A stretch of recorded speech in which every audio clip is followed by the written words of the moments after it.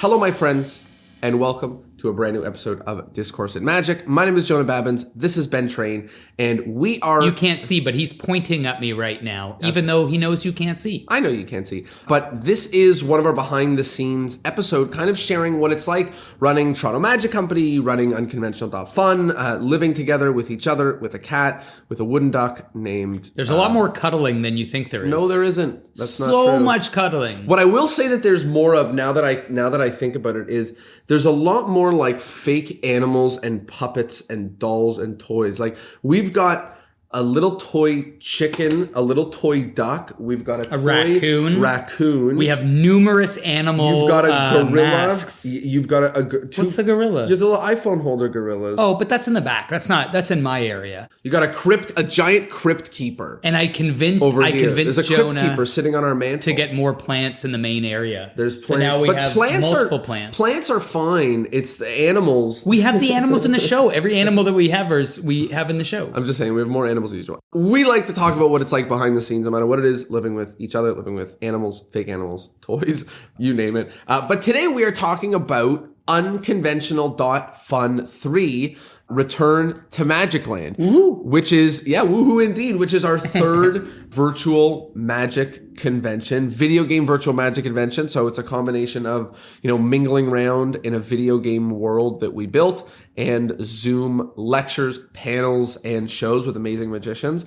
So Ben, maybe if someone has never heard about it, give them the elevator pitch or just kind of explain what is Return to MagicLand. Someone's like, Return? I was never there the first time. What's going on? So this is the third time we're doing a virtual magic convention, and it's super, super nifty what we've done this time. We'll get into the specific details, but we built a virtual magic themed amusement park. It works online. You can log in from your bedroom, from your inside of your pajamas, and you get a little avatar. You get to walk around the world, play it like a video game, explore the secret rooms, solve puzzles, win real world prizes, and at the same time, you get to hang out with your friends, make new ones, see old ones, and also hang out with a lot of incredible magicians from around the world and jam.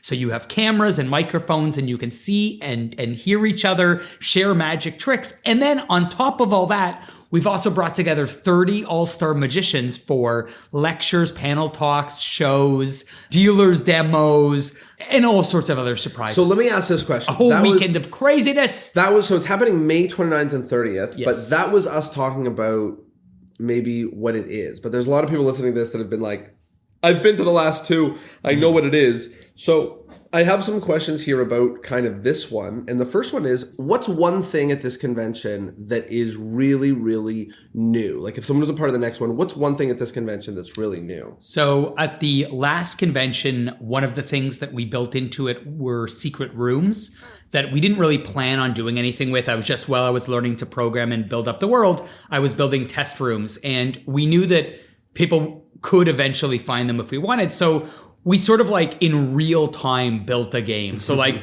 as people were discovering rooms, I was like, oh, people like this. Okay, I'm going to build more rooms. So this time we've had 3 months to think about it since the last convention. And we decided to make it more fun. So, MagicLand looks like a video game and now it can sort of play like one. So we're playing with puzzles and I'm not a big video game person. Jonah is. I'm not a big video game person, but I do like puzzles. I do like games. I love magic. And so this has been a really sort of fun way for me to explore gameplay and also... Yeah, it's kind of like... make the experience more fun. It makes me think of Ready Player One or Wreck-It Ralph, kind of, where we've hidden prizes or hidden secrets in the MagicLand world. And if people find the prizes in the MagicLand world, then we send them actual prizes in the real world. Yeah. So, that was something which, like, last time we were adding rooms in real time. Well, I didn't think... We had, again, I'm not a video game player, so... I actually didn't think it might be, I thought it might be a bad idea to have some games. And I think you and I talked about this because we're like, well, people are at this magic convention to hang out and jam with their friends and to see magic. They don't want to be running around looking for stupid rooms.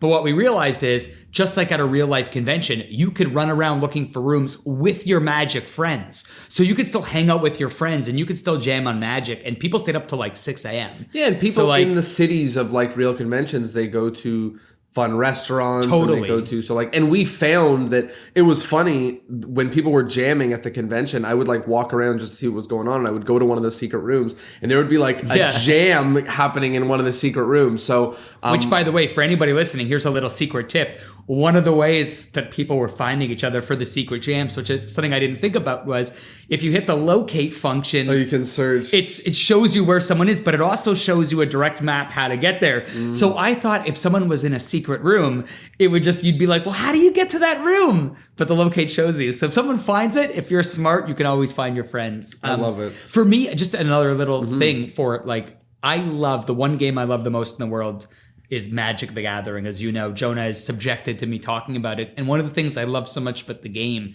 is how rich it is. Like there's so much depth to that game in terms of like, there's characters and history and art and gameplay and all sorts of fun stuff. And so I wanted MagicLand to be a super rich world. And so like the fact that it's not like incidental to the experience, you know, like if you choose to just stay on the Zoom room and watch the lectures and other stuff, like you will absolutely get your money's worth. You'll have a good time. But like, I think you're missing out on one of the core components, which is like you get to explore a Magic themed amusement park. And now with these puzzles, we could take you behind the scenes of MagicLand in certain ways by creating narratives and stuff. So, you know, again, nobody has to do the game, but anybody who wants to go deep into MagicLand. I guess one of the things that's really exciting for me about that is that it's kind of like there's three things going on simultaneously. So there's like the Zoom convention, which there's like, I don't know, I mean, there's 20 hours between 2 days worth of just programming to engage in, which is amazing. So if all you want to do is that, you can do that and you get the recordings afterwards. But then there's also the jamming, which is the part that I think has stuck out to a lot of people that's so unique about the world, which is that you can walk up to other people and you can jam and you can hang out and you like, that's what's felt like the thing that we missed in person. And now there's this kind of new element, which I think is really out of the box, where people are going to be able to go and hunt for prizes and find real world things. So I think the context matters for the experience, right? Like where a convention is held and the way the room looks. Like, you know, there's a reason like at Tannen's Magic Camp, they told the kids when they went up on stage to compete, like they looked at their shoes to see if they're polished or tied, you know, like, because that adds to the experience and it takes it away. And I think that the first convention we did, we built a virtual convention lobby, which we made look as generic as possible because like Jonah and I have gone to so many conventions that are just like in a normal convention center and it's generic.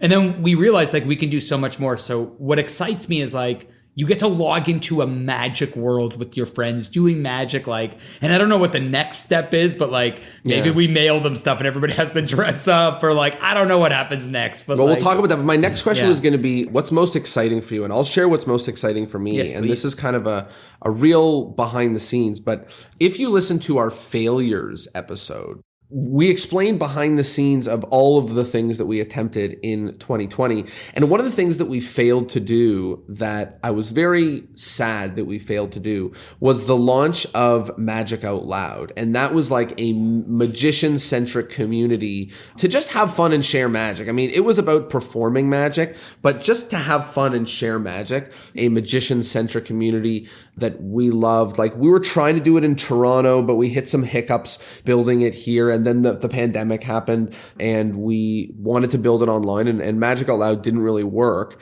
And with this unconventional pass, I'm really excited because we have people who have been to the last few conventions who are now getting the pass. And what that means is they're coming to this one and the next two. And we have now a pretty sizable community of people that are now coming to all of the conventions. And I was just commenting on one of Ryan Kane's posts and saying like, I'm actually excited for the community aspect. Totally. Like on our Zoom call, like there's people specifically like Spidey and Ryan Kane specifically are hilarious in the chat. Brian, you know, was like dancing, you know, like people pulled pranks on Aussie Win during so like I'm excited for the antics again of people like, so it's just interesting that aside from, we talk a lot about the mingling and the virtual world and whatever, but the fact that we have built this community that I think we once failed to build for whatever reason it was, you know, it was on the tail end of launching another convention, whatever it was, you know, but now we've started to to build a community of people that love, gathering with each other, love having fun together, and they love I'm really, really excited about that. Yeah, it's a great opportunity to build something and continue building it. So only time will tell. Our goal is to continue making this bigger and better. Yeah, we've met some incredible people at the conventions, and we've connected better with people who I haven't really spent much time with in person. Rishi comes to mind, or Cody Clark, and I could just keep listing lots and lots of names. But there's lots of people I met at the convention or got to hang out with. So I'm excited for that. I'm excited. What are you most excited about for this convention? I mean, it's tough because I want to say jamming and stuff, but the truth is, as you know, I'm so busy behind the scenes running the events that I don't have a ton of time during the day to actually do jamming. And then unlike you, who's 26 years old and can stay up past 10 p.m., I'm exhausted. The only time I jam is the last night when all the events are over. Last time he stayed up, you stayed up till 3 a.m. or something. I heard you all night. But I get tired at 8:30. So it's very hard for me to stay up now. I guess selfishly, I'm excited as an arts and craftsy kid.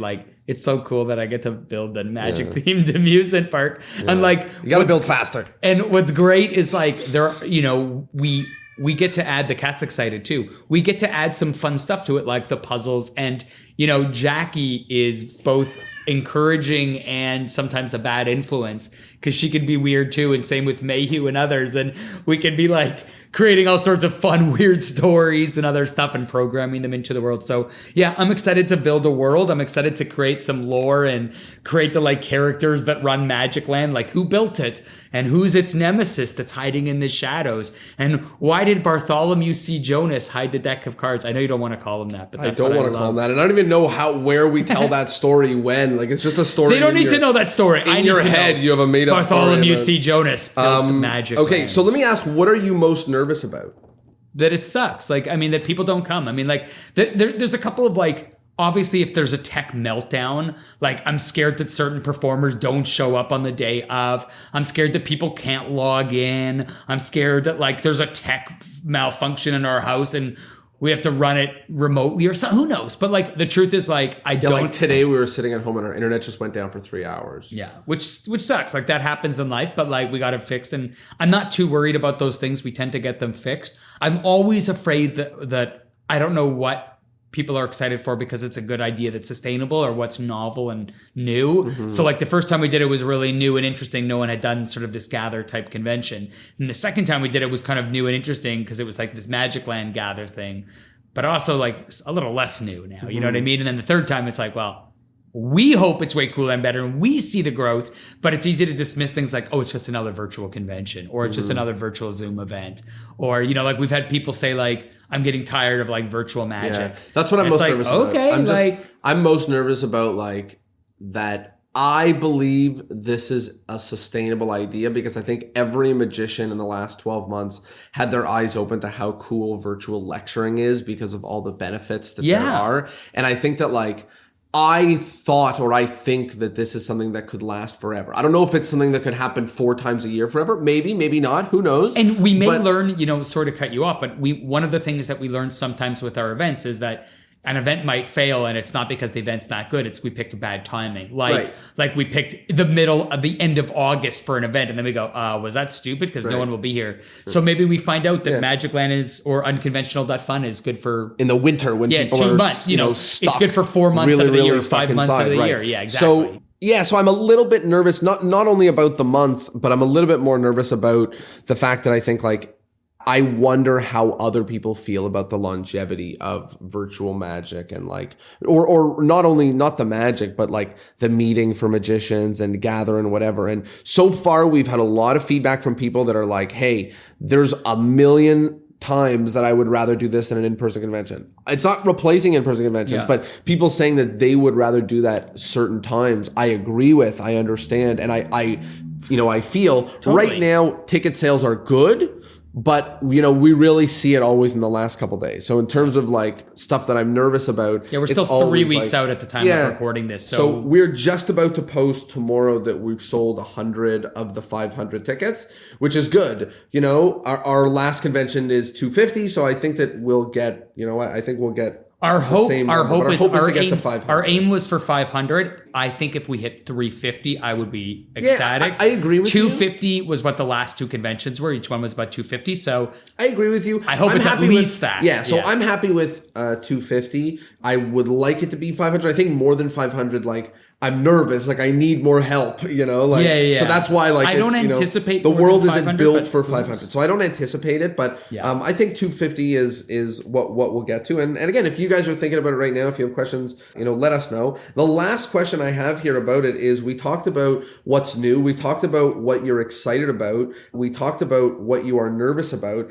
I want to know here, what about this convention do you feel the most proud of? That's none of your gosh darn business, frankly. Okay. Get out of my. Now, what do you feel the most proud of for this convention? We put together a magic convention, a virtual magic convention in a pandemic. I mean, like, I started doing magic when I was 8 years old. I went to my first convention around 13 years old, and I'm 36 now. So I've been going to magic conventions about 23 years. I've gone to conventions overseas and internationally. Like, I love magic conventions, and like anybody who loves magic since they're a young kid, or most people I should say, I've wanted to lecture, I've wanted to perform, I've wanted to create magic, and I've wanted to run a convention. Like, these are some of my dreams. And so the fact that I got to do it during a pandemic is very exciting, and it does not feel diminished in any way, shape, or form that it's virtual and not in person, because like it's so freeing and fun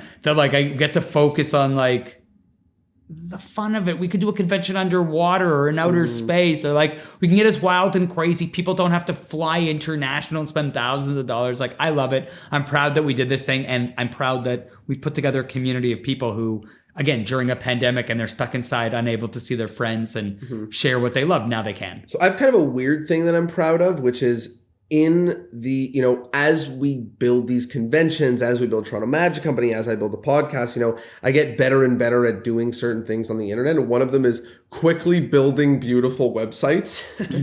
We've done, I think, a pretty good job. I'm pretty proud of, the image that the unconventional. The most recent website I think looks great. Yeah, so that was what I was going to say, is I think the most recent website not only looks really good, but I've added steps in the sales process where you check out and then you get sent to another page and thank you page where Ben and I have a really stupid, ridiculous video that's hilarious that lets you know about the unconventional pass, if that's for you. And a lot of people have been using it. Like, it's a good funnel because people have been upgrading to the season pass. Yeah. And just, I'm very proud of that because, as we do these more and more, and I'm sure people realize, with their virtual shows or with virtual ticketed shows, is as you do things more and more, you can get more robust, so people who put on virtual shows maybe started selling t-shirts as well, and you just add it to the Eventbrite, or, so you learn all these different things. So this is one that I've been like playing with and trying to learn for a little while. Very, very proud to put it into the world. So I got one more question. I got one more answer. I know I said that with the last one, but that's because I misread the question that was in my notebook. Oh. But now I know what it really said, which is, who are you most excited about? Because we always bring new people to be a part of the convention. We've got a handful of people that, are a part of this convention that are real all-stars, really, really exciting. Yeah. Who are you most excited to put on a convention with? I'm not going to answer that. I'm going to be diplomatic. There's so many incredible people. Who is someone you're excited about? I was going to say there's a few people that all the headline lectures, which is Mike Lamar and Jay Sankey and Mario the Maker, are all people that I've wanted to see. I've seen Jay lecture a dozen times, and he's one of my favorite lecturers on the planet. Funny, great material. Mike Lamar, I've seen lecture, I think, twice in person, and I got to go to Magic Camp with him, and when people talk about he's a living legend, like it's well earned. Like, that dude's a monster. And Mario the Maker, another monster. Like, everything he puts out is incredible. The content, the way he engages with his fan base. But then also every single person who's doing a mini lecture or a panel talk are all people, like, truthfully, who could carry like their own headline event, or many of them could. And so there's a lot. Everybody who's doing a 15-minute segment at the convention probably should have been doing a 30-minute, but then we'd have to be there for 5 days. So I'm excited for a lot of them. You also picked like a few specific things in Magic to highlight at this convention. Oh, yeah. We have, I wanted, we try to appeal to a bunch of different interests at the convention, while also making sure that there's overlapping so that there's lots of events for everybody. We know that people wanted cards because a lot of people told us we want more card magic. So we have lots of card magic, but we also heard from people who wanted coins again. So we brought back some incredible coin workers, like Danny Goldsmith and Ava Yap, among others. And then I also wanted to bring in some people who could share work on some amazing tricks like workers, Chris Pillsworth and Spidey and Chris Westfall, and also people who could teach really interesting technique stuff. So not necessarily tricks, but like stuff with coins, cards, small props, but also I was referring to cardistry. Like, this is the first time that you had a cardistry thing. Yeah, well, I was about to get to that too. But also, like, we have people talking about like debunking spiritualists and some of the tools they use, and like all sorts of like really interesting, innovative stuff. And then we also have a cardistry panel. And I don't want to reveal one of the big attractions that we built for this time, but it's pretty amazing. And I think you should, because if they don't know about it before the convention, then when...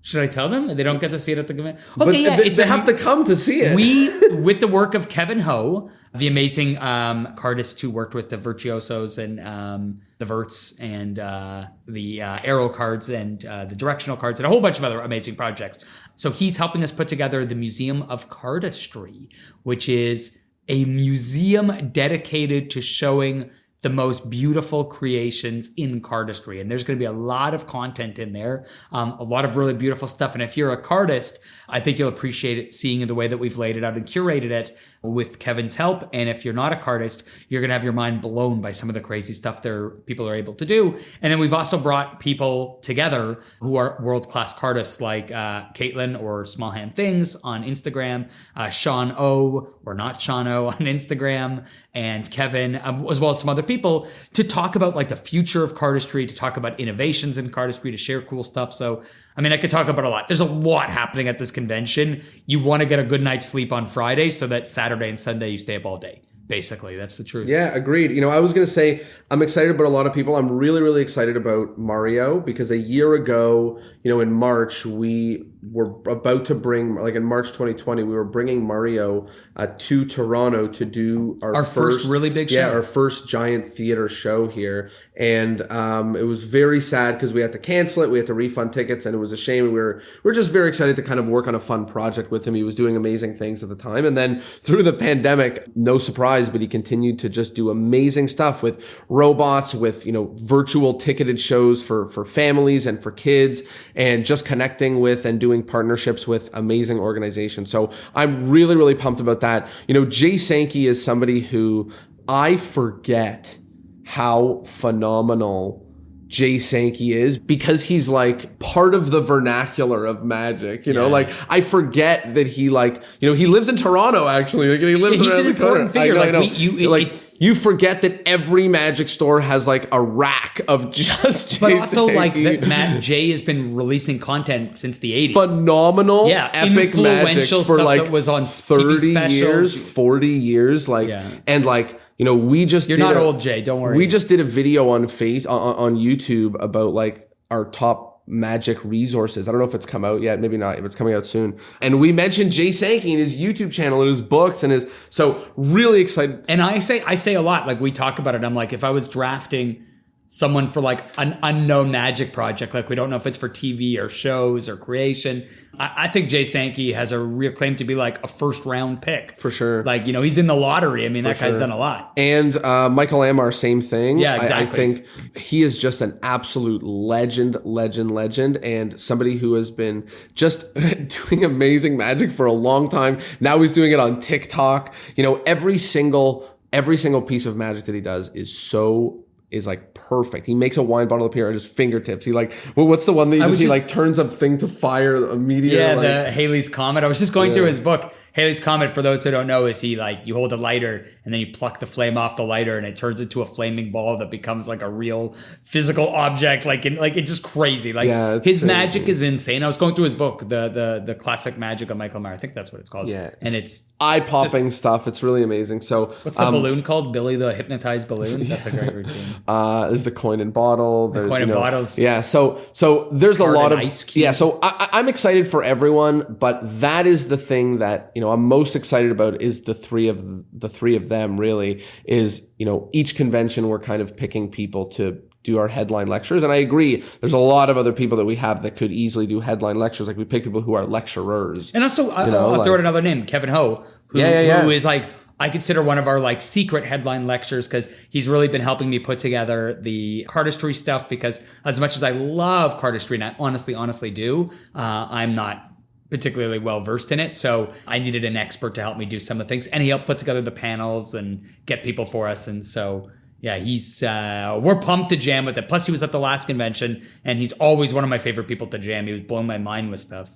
Amazing. Okay, so if people are thinking about this, if they either were at the last one or they weren't, or they're thinking about joining us for this one, where can people find tickets? Where can people come be a part of this thing? You can get them through my OnlyFans. No. It's www.unconventional.fun. That's the real one. It's not www. Oh, no, unconventional.fun. Sorry, not your OnlyFans. He wasn't listening to me. Unconventional.fun, which is the name of the website and the name of the convention series. The convention series.